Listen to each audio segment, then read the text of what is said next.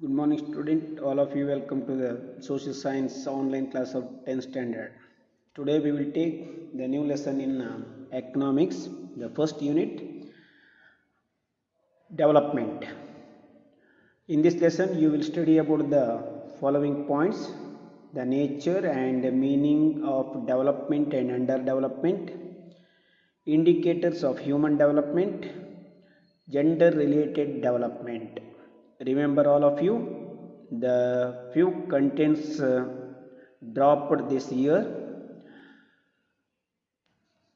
We have to study about the important the side headings only in this lesson. The first one, the meaning of development and underdevelopment, and about indicators of human development, ಮಾನವ ಅಭಿವೃದ್ಧಿ ಸೂಚಿ ಅಥವಾ ಅದನ್ನು ಮಾನವ ಅಭಿವೃದ್ಧಿಯ ನಿರ್ಧರಿಸುವ ಅಂಶಗಳು, ಅದರ ಬಗ್ಗೆ ನೀವು ಜಸ್ಟ್ ತಿಳ್ಕೊಂಡು ಅದನ್ನು ನೀವೇ ಓದ್ಕೊಳ್ಳಿಕ್ಕಿದೆ. ಹಾಗೆ ಜೆಂಡರ್ ರಿಲೇಟೆಡ್ ಡೆವಲಪ್ಮೆಂಟ್, ಲಿಂಗ ಸಂಬಂಧಿ ಅಭಿವೃದ್ಧಿ, ಅಂದರೆ ಪುರುಷ ಮತ್ತು ಮಹಿಳೆಯರ ಪಾತ್ರ ಅಭಿವೃದ್ಧಿಯಲ್ಲಿ, ಅದನ್ನು ಸಹ ಹಾಗೆ ಅದು ಬೇರೆ ಬೇರೆ ಕಡೆ ನಿಮ್ಮ ಈ ವರ್ಷದ ಪುಸ್ತಕದಲ್ಲಿ ಅಥವಾ ಸಿಲೆಬಸ್ಸಲ್ಲಿ ಇದೆ. ಅದಕ್ಕೆ ಸಂಬಂಧಪಟ್ಟಂತೆ ಇಲ್ಲಿ ಸ್ವಲ್ಪ ಲೈಟಾಗಿ ತಿಳ್ಕೊಳ್ಳುವಂಥದ್ದು. The first, the nature and meaning of development and under development. About the introduction, all of you know that every one of us continuously strives to achieve the progress in our life. We wish to achieve our aims and satisfy our wants in a much larger scale than before. Try to understand. ಪ್ರತಿಯೊಬ್ಬ ಮನುಷ್ಯನು ತನ್ನ ಜೀವನದಲ್ಲಿ ಒಂದು ಆಸೆಯನ್ನು ಇಟ್ಕೊಂಡಿರ್ತಾನೆ. ನಾನು ಹಿಂದಿಗಿಂತ ಹೆಚ್ಚು ಸುಖಿಯಾಗಿ ಬದುಕಬೇಕು, ಅದಕ್ಕೋಸ್ಕರ ನಾನು ಅಭಿವೃದ್ಧಿಯನ್ನು ಸಾಧಿಸಬೇಕು ಅಥವಾ ಇನ್ಕಮನ್ನು ಹೆಚ್ಚು ಮಾಡಿಕೊಳ್ಬೇಕು ಅಂತ. In the same manner the country also, every country wants to develop its economy continuously. For this purpose it strive to hard to achieve progress, providing more and more the quantity of goods and service to the people and improving their well-being. ಹಾಗೆ ಪ್ರತಿಯೊಂದು ದೇಶವು ತನ್ನ ಆರ್ಥಿಕ ಅಭಿವೃದ್ಧಿಯನ್ನು ಹೆಚ್ಚು ಮಾಡಿಕೊಂಡು ತನ್ನ ಪ್ರಜೆಗಳಿಗೆ ಅಗತ್ಯವಾದ ಸೇವೆ ಮತ್ತು ವಸ್ತುಗಳನ್ನು ಆದಷ್ಟು ಹೆಚ್ಚು ಪೂರೈಸಲು ಪ್ರಯತ್ನಿಸುತ್ತಾ ಇರುತ್ತದೆ. So this process of enhancing society capacity to satisfy it needs on a larger scale is refers to as development. ಎಲ್ಲರೂ ಇದನ್ನು ಅಂಡರ್ಲೈನ್ ಮಾಡ್ಕೊಳ್ಳಿ. ದ ಡೆವಲಪ್ಮೆಂಟ್ ಅಂತ ಹೇಳಿದರೆ ಇದೇ ಅರ್ಥ. ಯಾವುದು? ನಮ್ಮ ಅಭಿವೃದ್ಧಿಯನ್ನು ಸಾಧಿಸಿಕೊಳ್ಳಲು ನಿರಂತರವಾಗಿ ನಾವು ಮಾಡುತ್ತಿರುವಂಥ ಪ್ರಯತ್ನ. ಅಂದರೆ ಏನು? ನಮ್ಮ ಬಯಕೆಗಳನ್ನು ತೃಪ್ತಿಪಡಿಸಿಕೊಳ್ಳಲು. ಹಾಗೆ ಒಂದು ದೇಶ ತನ್ನ ಪ್ರಜೆಗಳಿಗೆ ಸಾಕಷ್ಟು ಸರಕು ಸೇವೆಗಳನ್ನು ಪೂರೈಸಲು, ಅವರ ಅಗತ್ಯಗಳನ್ನು ಪೂರೈಸಲು, ಯಾವಾಗ ದೀರ್ಘಾವಧಿಯಲ್ಲಿ ಪೂರೈಸಲು ಸಾಧ್ಯವಾಗುವ ಆ ಸಾಮರ್ಥ್ಯವನ್ನು ಹೆಚ್ಚಿಸುವುದೇ ಯಾವುದು? ಅಭಿವೃದ್ಧಿ ಅಂತ ಕರೀತಾರೆ. So this process of enhancing societies capacity, ಸಮಾಜದ ಸಾಮರ್ಥ್ಯವನ್ನು ಉತ್ತಮಪಡಿಸುವುದು. ಹೇಗೆ? Satisfy it needs on A larger scale, ದೀರ್ಘಾವಧಿಯಲ್ಲಿ, ಇದು ಒಂದೆರಡು ವರ್ಷದಲ್ಲೆಲ್ಲ ಅನೇಕ ವರ್ಷಗಳ ಕರೆಗೆ ತನ್ನ ಸಾಮರ್ಥ್ಯವನ್ನು ಹೆಚ್ಚಿಸಿಕೊಳ್ಳುವುದು. ಯಾವುದರಲ್ಲಿ? Refer to as development. So in the same manner, what is economic development? Your answer is economic development refers to increase in a country's capacity to serve the economic interest of its citizen and overcoming economic problems such as poverty, unemployment, inequality, inflation, etc. ಅಲ್ಲೀಗ ಸಾಮಾನ್ಯ ಅರ್ಥದಲ್ಲಿ ಅಭಿವೃದ್ಧಿ ಅಂದರೆ ಏನಂತ ತಿಳ್ಕೊಂಡಿದ್ರಿ. ಹಾಗೆ ಆರ್ಥಿಕ ಅಭಿವೃದ್ಧಿ ಅಂದರೆ ಏನು? ಆರ್ಥಿಕ ಅಭಿವೃದ್ಧಿ ಅಂತ ಹೇಳಿದರೆ ಇಲ್ಲಿ ಇದನ್ನು ಅಂಡರ್ಲೈನ್ ಮಾಡ್ಕೊಳ್ಳಿ. Economic development refers to increase in a country's capacity, ದೇಶದ ಸಾಮರ್ಥ್ಯವನ್ನು ಹೆಚ್ಚಿಸುವುದು. ಯಾವುದರಲ್ಲಿ? Serve the economic interest of its citizens, ದೇಶದ ಜನರ ಆರ್ಥಿಕ ಆಸಕ್ತಿಗಳನ್ನು ಪೂರೈಸುವಲ್ಲಿ. ಆ್ಯಂಡ್ ದೇಶದ ಆರ್ಥಿಕ ಸಮಸ್ಯೆಗಳನ್ನು ಬಗೆಹರಿಸುವ ಸಾಮರ್ಥ್ಯವನ್ನು ಹೆಚ್ಚಿಸುವುದೇ ದೇಶದ ಆರ್ಥಿಕ ಅಭಿವೃದ್ಧಿ ಅಂತ ಕರೀತಾರೆ. So remember all of you, one important question, what is economic development? Economic development refers to the increase in a country's capacity to serve the economic interest of its citizen and overcoming means solving the economic problems such as poverty and unemployment, inequality, inflation ಅಂದರೆ ಹಣದುಬ್ಬರ ಅಂದರೆ ಏನು? ವಸ್ತುಗಳ ಬೆಲೆ ಏರುತ್ತಾ ಹೋಗುವಂಥದ್ದು. So this is the introduction of this lesson. Here one question is there, what is development and what is economic development? The number one, the development and underdevelopment. What is the difference between development and underdevelopment? You have to remember separately. We use the word development often in our daily lives, usually to refer to the progress in particular field. ಸಾಮಾನ್ಯವಾಗಿ ನಾವು ದೈನಂದಿನ ವ್ಯವಹಾರದಲ್ಲಿ ಅಥವಾ ಜೀವನದಲ್ಲಿ ಈ ಅಭಿವೃದ್ಧಿ ಎನ್ನುವ ಪದವನ್ನು ಆಗಾಗ ಉಪಯೋಗಿಸ್ತೇವೆ. For example, the segment of people like rural development, social development, educational development, women and children development, et cetera. Whenever the economic activities in a country expand, it is called as economic development. ಇದೇ ರೀತಿಯಲ್ಲಿ ದೇಶದ ಆರ್ಥಿಕ ಚಟುವಟಿಕೆಗಳು ವಿಸ್ತರಿಸಿದರೆ, ಅಭಿವೃದ್ಧಿ ಹೊಂದಿದರೆ ಅದನ್ನು economic development ಕರೀತಾರೆ. ಕನ್ಫ್ಯೂಸ್ ಮಾಡ್ಕೋಬೇಡಿ. What is economic development? ಹಿಂದಿನ ಪ್ಯಾರಾಗ್ರಾಫಲ್ಲಿ ಹೇಳಿದ ಉತ್ತರ ಬರೀಬೇಕು. ಇಲ್ಲಿ ನಿಮಗೆ ಕ್ಲಾರಿಫೈ ಮಾಡಲಿಕ್ಕೆ ಈ sentence, the activities, economic activities of the country it is expand, it is called the economic development. However, the process of economic development is a complex phenomena and not easy to define. ಇದನ್ನು ಅಷ್ಟು ಸುಲಭವಾಗಿ ನಮಗೆ ವಿವರಿಸಲಿಕ್ಕೆ ಅಥವಾ ಅರ್ಥ ಮಾಡ್ಕೊಳ್ಳಿ ಸಾಧ್ಯ ಇಲ್ಲ. ಇಲ್ಲಿ ಒಂದು statement or definition is given. that one give about the definition of the professor Meir and Baldwin. ಇವರಿಬ್ಬರು ಅರ್ಥಶಾಸ್ತ್ರಜ್ಞರು ಡೆವಲಪ್ಮೆಂಟ್ ಎನ್ನುವುದರ ಬಗ್ಗೆ ವ್ಯಾಖ್ಯೆ ನೀಡಿದ್ದಾರೆ. ಅವರ ವ್ಯಾಖ್ಯೆಯಲ್ಲಿ 3 ವರ್ಡ್ಸ್ಗಳಿವೆ. ಆ ವರ್ಡ್ಸ್ಗಳನ್ನು ನೀವು ನೆನಪಿಟ್ಕೊಳ್ಳಿ, ಟ್ರೈ ಮಾಡಿ. Number 1 the process, number 2 the real development, number 3 a long period. ಇವರ ಸ್ಟೇಟ್ಮೆಂಟ್ ತಿಳ್ಕೊಂಡಾಗ ಗೊತ್ತಾಗುತ್ತೆ what is economic development. It include the 3 matters. The economic development is a process. ಇದು ಒಂದು ಪ್ರಕ್ರಿಯೆ. ಏನು? Whereby an economy's real national income increases. ಅಂದರೆ ದೇಶದ ಅರ್ಥವ್ಯವಸ್ಥೆಯ ನೈಜ ಆದಾಯದ ಹೆಚ್ಚಳ. ಅವರು ಹೇಳುವ ಪ್ರಕಾರ ಇದು ಒಂದು ಪ್ರಕ್ರಿಯೆ. ಪ್ರಕ್ರಿಯೆ ಅಂದರೆ ಏನು ಅಂತ ಮುಂದೆ ತಿಳ್ಕೊಳ್ತೀರಿ. ಇಲ್ಲಿ 3 ವರ್ಡ್ ಅಂತ ಹೇಳಿದೆ ನಾನು. ಒಂದು ಪ್ರಾಸೆಸ್, ಇನ್ನೊಂದು real national income, another one a long period of time. ಈ 3 ಅನ್ನು ಸೇರಿಸಿದಾಗ ನಿಮಗೆ ಡೆವಲಪ್ಮೆಂಟ್ ಎನ್ನುವ ಪದಾರ್ಥ ಸಿಗ್ತದೆ. It is a process whereby an economy's real national increases over a long period of time. ಒಂದು ದೇಶದ ನೈಜ ಆದಾಯದ ದೀರ್ಘಾವಧಿಯಲ್ಲಿ ಆಗುವ ಹೆಚ್ಚಳದ ಪ್ರಕ್ರಿಯೆಯನ್ನು ಏನಂತ ಕರೀತಾರೆ? ಆರ್ಥಿಕ ಅಭಿವೃದ್ಧಿ ಅಂತ ಕರೀತಾರೆ. So this the definition given by Mir and Baldwin. The definition highlights 3 elements of economic development. I already told you it include or consists 3 elements or matters. That is a process, and second one an increase in real national income, and the third one over a long period. Let us discuss them briefly. What is process? ಇಲ್ಲಿ ಪ್ರಕ್ರಿಯೆ ಅಂತ ಹೇಳಿದೆ ನಾನು. ಒಂದು ದೇಶದ ಅರ್ಥವ್ಯವಸ್ಥೆಯಲ್ಲಿ ನೈಜ ರಾಷ್ಟ್ರೀಯ ಆದಾಯದ ಹೆಚ್ಚಳವನ್ನಾಗುವುದು, ಅದು ದೀರ್ಘಾವಧಿಯಲ್ಲಿ. ಆ ಪ್ರಕ್ರಿಯೆಯನ್ನು ಇವ್ರ ಪ್ರಕಾರ ಏನಂತ ಕರೀತಾರೆ? ಎಕನಾಮಿಕ್ ಡೆವಲಪ್ಮೆಂಟ್ ಅಂತ ಕರೀತಾರೆ. ಸೊ ಇದ್ರ ಬಗ್ಗೆ ಹೆಚ್ಚು ತಲೆ ಕೆಡಿಸ್ಕೊಳ್ಳೋದು ಬೇಡ ನೀವು. ಅದಕ್ಕಿಂತ ಮುಖ್ಯವಾದ ಪ್ರಶ್ನೆ ಮುಂದಿದೆ ಪಾಠದಲ್ಲಿ. ಇಲ್ಲಿ ಜಸ್ಟ್ ತಿಳ್ಕೊಳ್ಳಿ. The term process here refers to the operation of the forces that bring about changes in supply of factors of production and in the structure of demand for the products. Process ಅಂದರೆ ಗೊತ್ತಿರಲಿ, ನಮ್ಮ ಅರ್ಥವ್ಯವಸ್ಥೆಯಲ್ಲಿ ಮುಖ್ಯವಾದ 2 ವಿಚಾರಗಳು, ಒಂದು ಪೂರೈಕೆ, ಇನ್ನೊಂದು ಬೇಡಿಕೆ. ಈ ಪೂರೈಕೆ ಮತ್ತು ಬೇಡಿಕೆಗಳಲ್ಲಿ ಬದಲಾವಣೆ ತರುವಂಥ ಒಂದು ವ್ಯವಸ್ಥೆ. ಇವುಗಳು ಅರ್ಥವ್ಯವಸ್ಥೆ ಮೇಲೆ ಪ್ರಭಾವ ಬೀರ್ತವೆ. So the term process here refers to the operation of the force that bring about changes in supply of factors of production.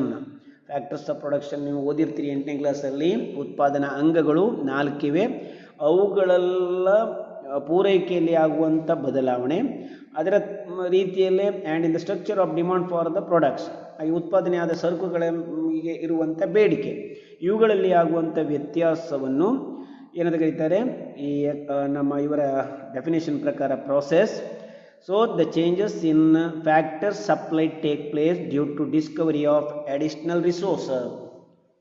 ಈಗ ಸಪ್ಲೈಯಲ್ಲಿ ಅಥವಾ ಪೂರೈಕೆಯಲ್ಲಿ ಬದಲಾವಣೆಗಳಾಗ್ತಾ ಇರ್ತವೆ. ಕಾರಣ ಅದಕ್ಕೆ ಹೆಚ್ಚುವರಿಯಾದ ಯಾವುದು ಈ ಸಾಧನ ಸಂಪನ್ಮೂಲಗಳ ಒಂದು ಡಿಸ್ಕವರಿ ಅಥವಾ ಎಜುಕೇಷನಲ್ಲಿ ಆಗುವಂಥ ಒಂದು ಬದಲಾವಣೆ ಅಥವಾ ಅಭಿವೃದ್ಧಿ, ಹಾಗೆ ಕೌಶಲ್ಯದ ಅಭಿವೃದ್ಧಿ, ಆ್ಯಂಡ್ ಕ್ಯಾಪಿಟಲ್ ಅಕ್ಯುಮುಲೇಷನ್ ಅಂದರೆ ಬಂಡವಾಳದ ಸಂಗ್ರಹಣೆ, ಆ್ಯಂಡ್ ದ ಜನಸಂಖ್ಯೆಯಲ್ಲಿ ಆಗುವಂಥ ಹೆಚ್ಚಳ, and adoption of better techniques of production, ಹಾಗೆ ಕಾಲಕಾಲಕ್ಕೆ ಉತ್ಪಾದನೆಗಳಲ್ಲಿ ಅಥವಾ ಕ್ಷೇತ್ರದಲ್ಲಿ ಆಗುವಂಥ ಒಂದು ಹೊಸ ತಂತ್ರಜ್ಞಾನದ ಅಳವಡಿಕೆ. ಇವುಗಳಿಂದ ಏನಾಗುತ್ತೆ ಕೇಳಿದರೆ ಈ ಫ್ಯಾಕ್ಟರ್ಸ್ ಆಫ್ ಪ್ರೊಡಕ್ಷನ್ ಸಪ್ಲೈಯಲ್ಲಿ ಮತ್ತು the demand for the ready-made goods or manufactured products, so that is the changes will happen.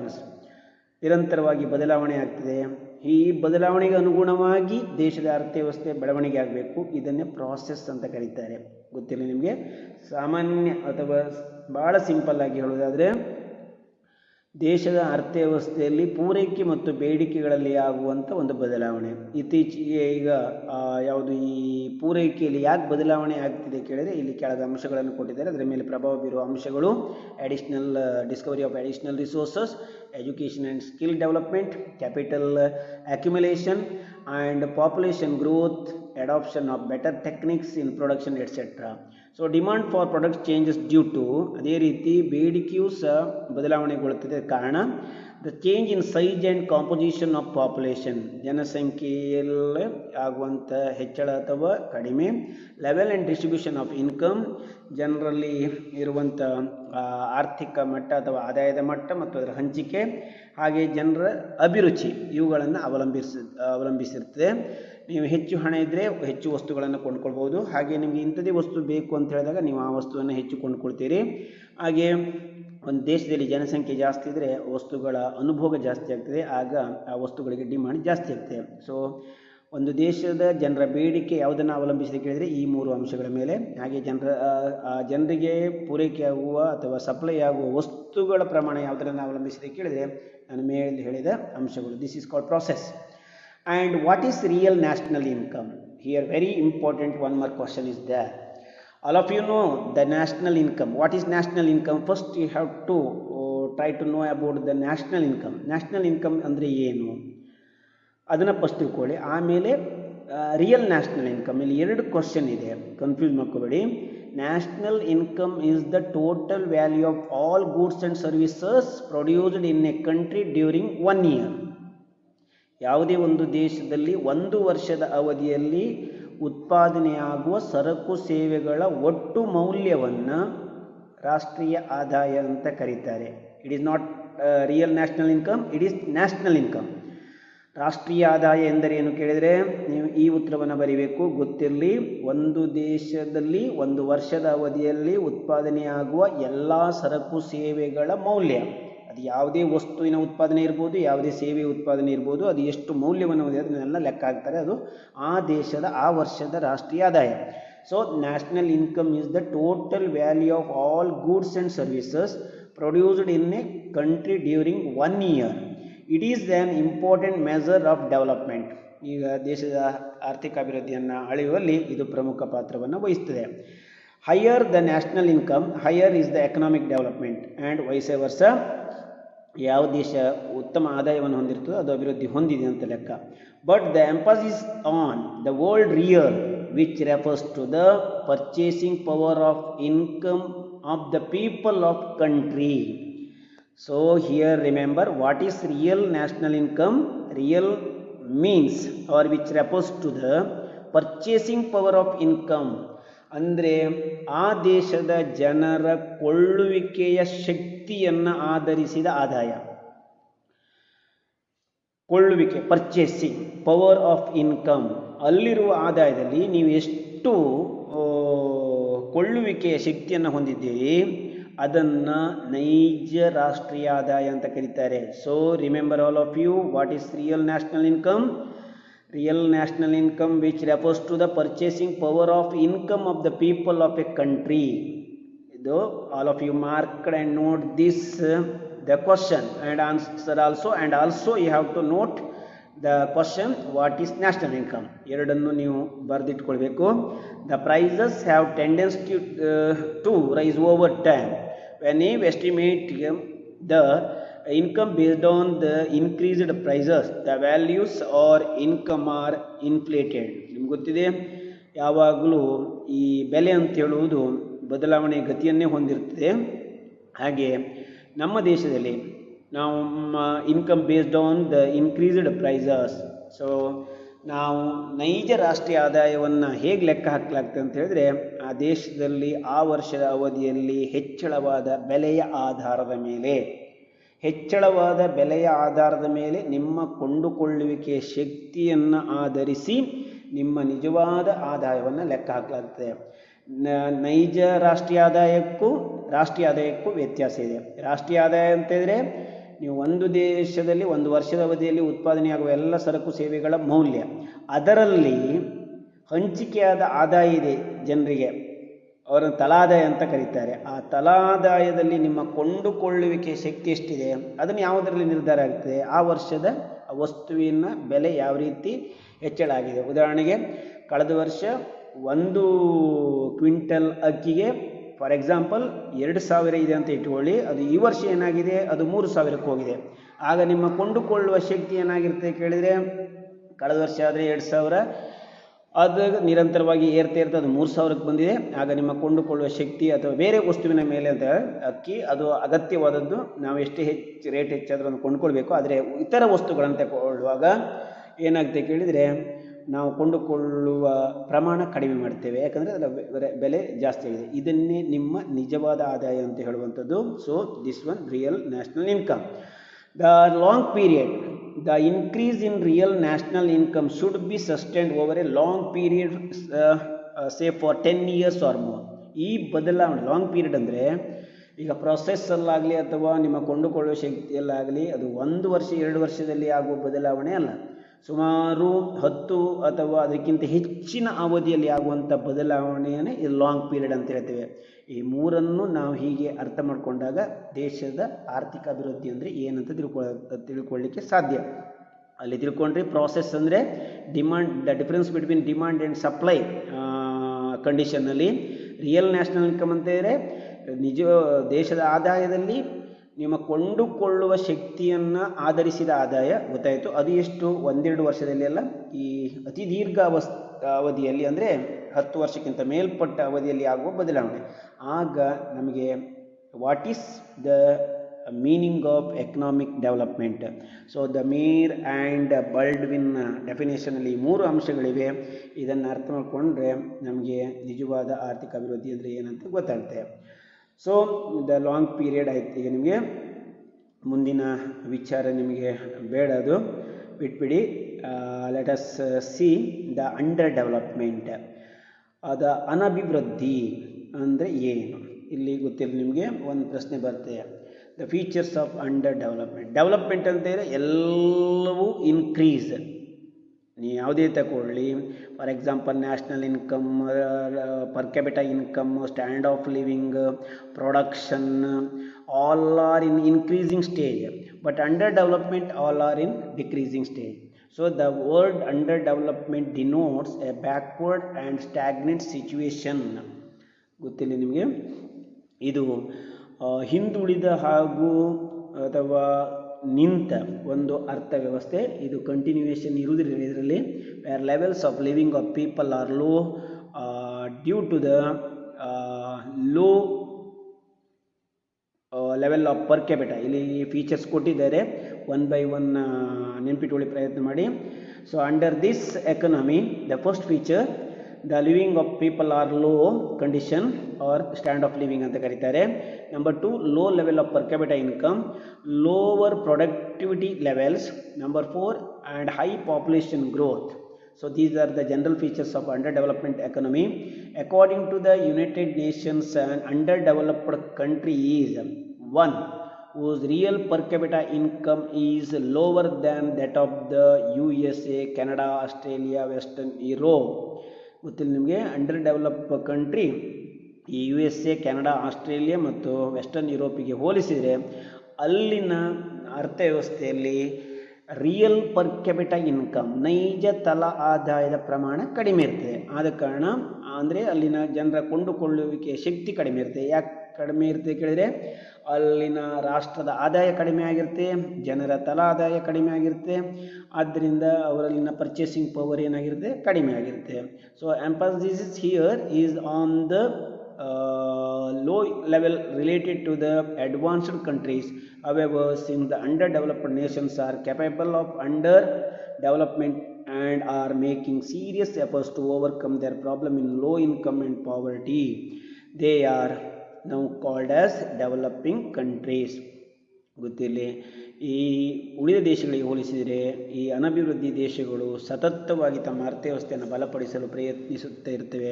ಕಾರಣ ಅವರದ್ದು ಕಡಿಮೆ ಆದಾಯ, ಅದರ ಜೊತೆಗೆ ಬಡತನ ಇರ್ತದೆ. ಆ ಬಡತನವನ್ನು ನೀಗಿಸಿಕೊಂಡು ತಮ್ಮ ಅರ್ಥವ್ಯವಸ್ಥೆಯನ್ನು ಏನು ಅಭಿವೃದ್ಧಿಪಡಿಸಲು ಪ್ರಯತ್ನ ಮಾಡ್ತಿರ್ತೀವಿ. So it is called developing countries. The which are called developing countries, the countries are making serious efforts to overcome their problems of low income and poverty. They are called the developing countries. The World Bank in the World Development Report classify the countries as high, medium and low income countries, and all countries with the middle and low income are referred to as developing countries. ಗೊತ್ತಿರಲಿ ನಿಮಗೆ, ಇದೊಂದು ಜಾಗತಿಕ ಅಥವಾ ವಿಶ್ವ bank ಒಂದು ವರ್ಗೀಕರಣ ಮಾಡಿದೆ ಜಗತ್ತಿನ ರಾಷ್ಟ್ರಗಳನ್ನು. ಹೆಚ್ಚು ಆದಾಯ ಹೊಂದಿರುವ ರಾಷ್ಟ್ರಗಳು, ಮಧ್ಯಮ ಆದಾಯ ಹೊಂದಿರುವ ರಾಷ್ಟ್ರಗಳು ಹಾಗೂ ಕೆಳ ಆದಾಯವನ್ನು ಹೊಂದಿರುವ ರಾಷ್ಟ್ರಗಳು ಅಂತ. ಅದರಲ್ಲಿ ಮಧ್ಯ ಮತ್ತು ಕೆಳ ಆದಾಯವನ್ನು ಅಥವಾ ಕಡಿಮೆ ಆದಾಯವನ್ನು ಹೊಂದಿರುವ ರಾಷ್ಟ್ರಗಳನ್ನು ಅಭಿವೃದ್ಧಿಶೀಲ ದೇಶಗಳು ಅಂತ ಕರೀತಾರೆ, ಅಥವಾ ಡೆವಲಪಿಂಗ್ ಕಂಟ್ರೀಸ್ ಅಂತ ಕರೀತಾರೆ. ಹೆಚ್ಚು ಆದಾಯವನ್ನು ಹೊಂದಿರುವ ರಾಷ್ಟ್ರಗಳನ್ನು developed countries are forward countries ಅಥವಾ ಅಭಿವೃದ್ಧಿ ಹೊಂದಿದ ದೇಶಗಳು ಅಂತ ಕರೀತಾರೆ. So the country that has recorded a significant rise in income since 1990s.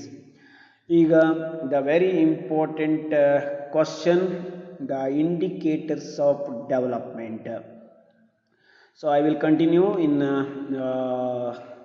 next class. Remember, ಇದನ್ನು ನಾನು ಈಗಲೇ ಮತ್ತೊಂದು ಪೀರಿಯಡಲ್ಲಿ ಮುಂದುವರಿಸ್ತೇನೆ. ಸೊ ಇದು